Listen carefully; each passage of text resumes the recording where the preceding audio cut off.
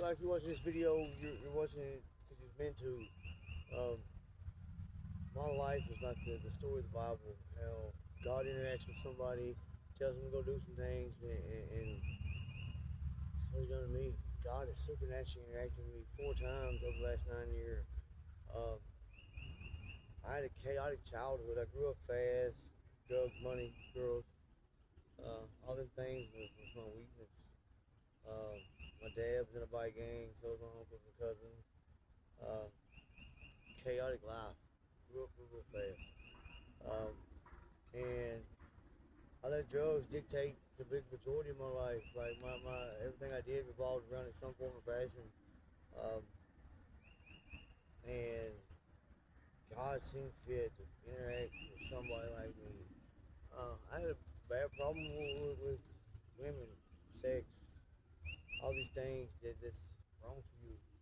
Um, I went to my mom's house. Went to sleep like 8 or 10 hours. Woke up, ordered some food in the pizza place. Sitting there and watching a movie, and all of a sudden I got pinned down to the bed. I could feel pressure from my head to my toes, and I asked if it was God. He kept holding me. I asked if it was the devil. He kept holding me. I got 30, 40 seconds of pressure eased up off my body.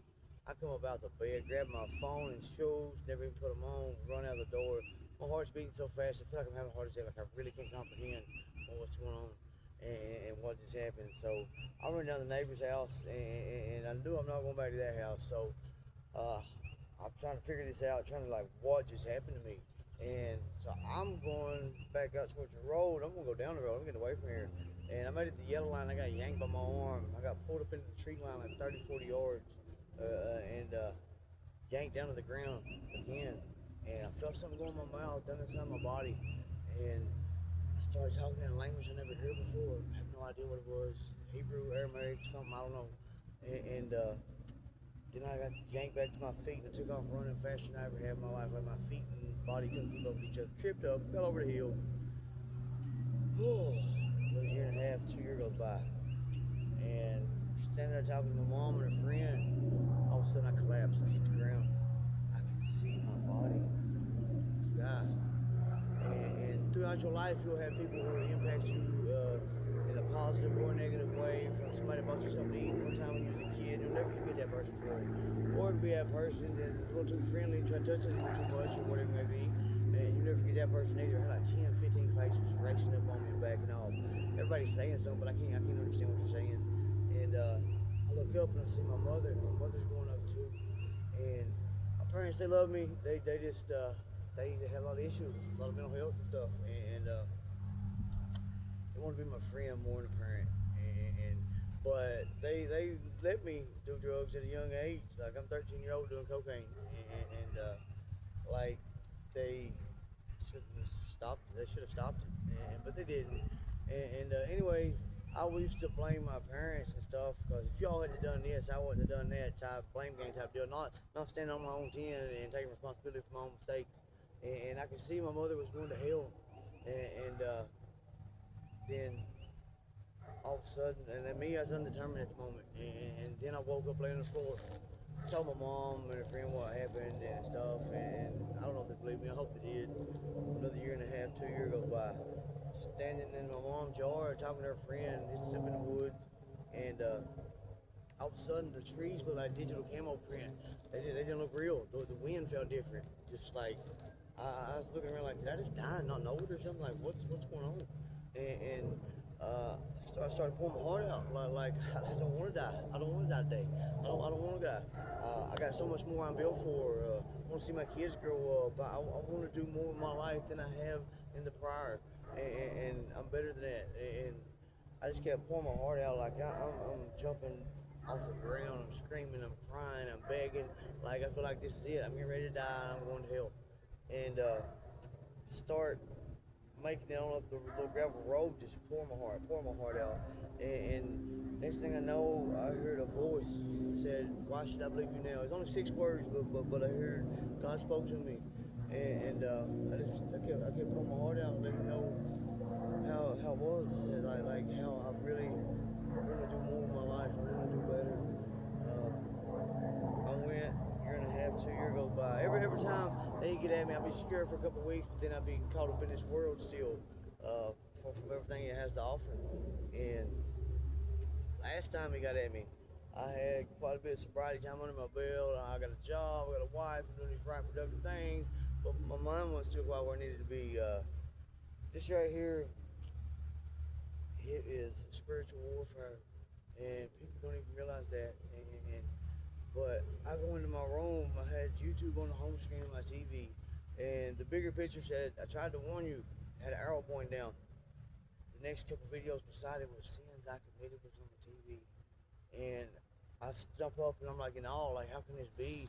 I knew what it was, and I started just trying to justify and beg and plead to God, and all of a sudden I start talking. It's me talking, but it ain't me talking.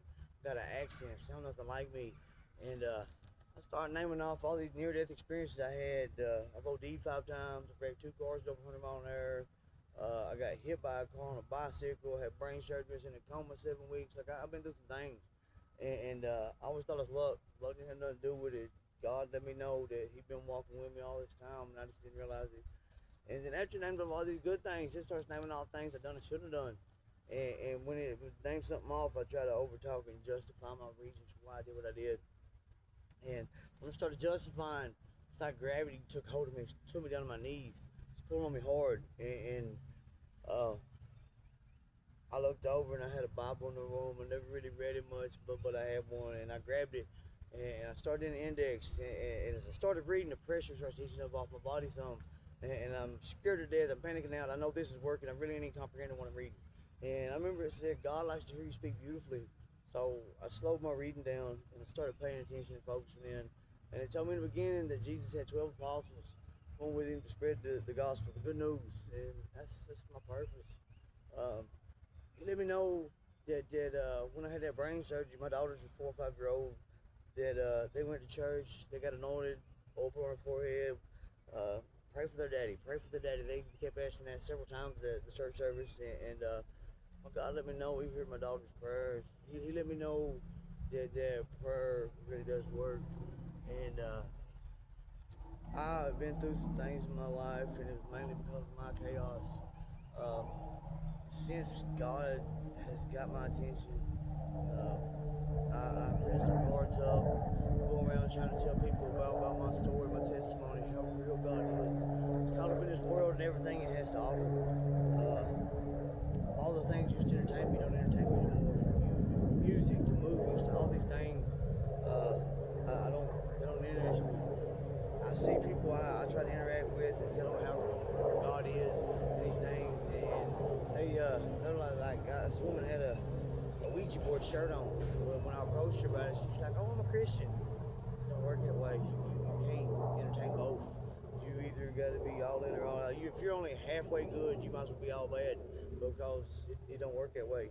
You have to be obedient. You have to commit. You have to focus, and either you're going towards God or you're pulling you away from Him. You're backsliding, whatever it may be. Just whatever you're going through in this life, know that it's all temporary.